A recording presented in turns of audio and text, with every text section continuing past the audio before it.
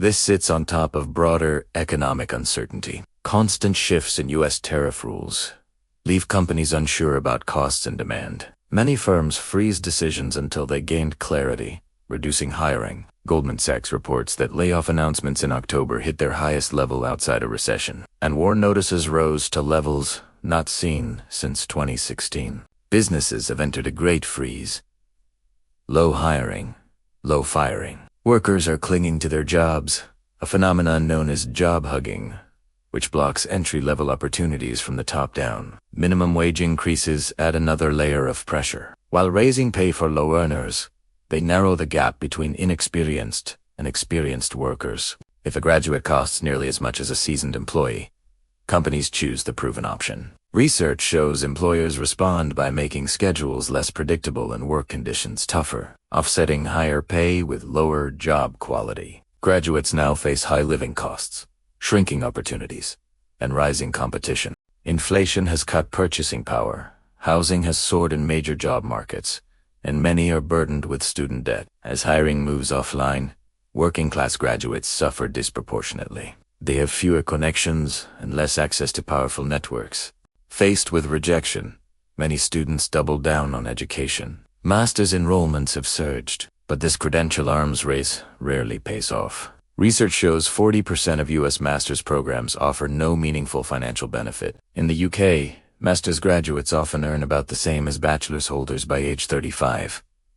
Not all degrees are equal. Engineering, nursing, and economics consistently deliver strong returns. Meanwhile, creative arts, social care, philosophy, agriculture, English, education, and psychology often result in negative returns. The degree is not the ticket anymore.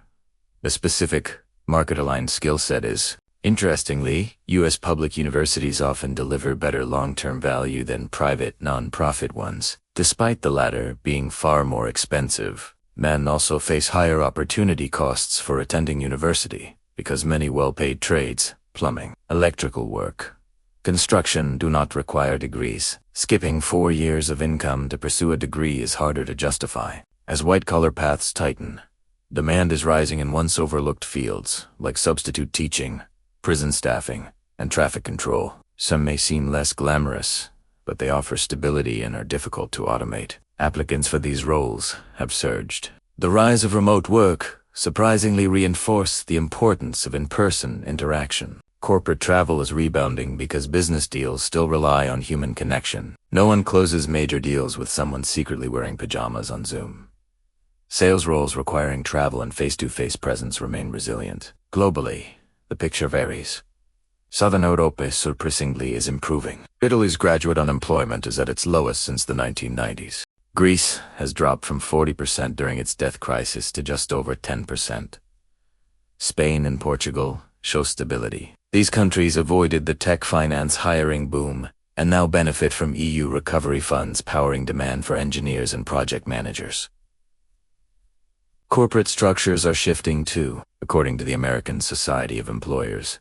Companies are transitioning from traditional pyramids, wide at the bottom, to diamond-shaped structures with fewer entry-level workers and more mid-level specialists. It saves money now but risks leaving companies leaderless later. Some experts predict an eventual transformation into an hourglass structure, where AI empties out the middle, allowing affluent graduates to leapfrog ahead.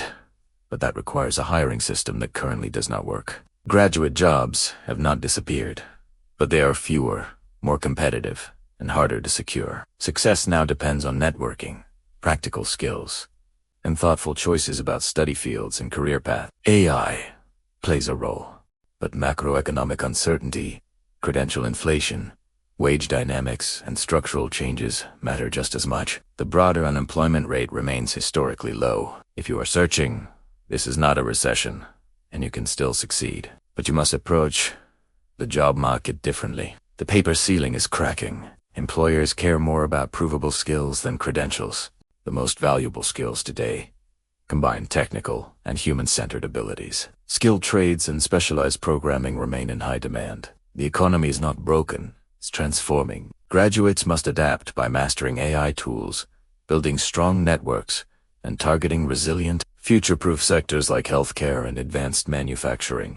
Employers must consider whether short-term savings outweigh the long-term risk of losing future leaders. Policymakers must align education with economic reality. The first rung of the career ladder still exists. It just requires more creativity and effort to reach. If you found this breakdown helpful, make sure to dive into my earlier video on navigating tough job markets. The strategies there are still incredibly relevant today.